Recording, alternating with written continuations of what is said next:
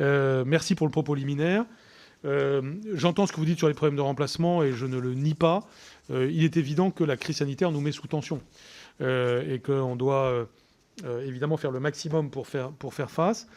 À chaque fois, quand on a des raisonnements sur ça, il faut évidemment, en comparaison européenne, se dire que, bien sûr, il y a des inconvénients, mais ils sont quand même largement moindres à ce que l'on rencontre ailleurs. Et c'est vrai que, par exemple, certains personnels vulnérables de l'éducation nationale ne sont pas en poste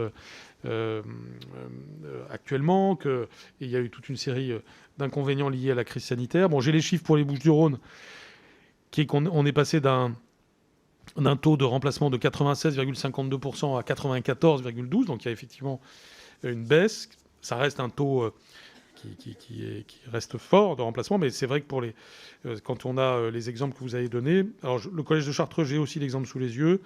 Le professeur d'histoire-géographie absent est remplacé depuis le 21 janvier dernier, et ça fait partie des enjeux Alors, deux choses. D'abord, nous sommes attentifs à ce que ça se produise le moins possible au travers des moyens que nous déléguons, et parfois des recrutements de contractuels dans la période actuelle. Deux, le Grenelle a aussi comme objectif de répondre à ce sujet du remplacement. Notre objectif est de faire évoluer le système pour qu'il n'y ait pas d'heures perdues pour les élèves sur une année, et que nous sachions le compenser heure par heure. Cela fait partie des enjeux du Grenelle, et nous savons que même hors de la crise sanitaire, c'est extrêmement négatif d'avoir de temps en temps des problèmes de remplacement dans notre système, et ça fait partie des choses.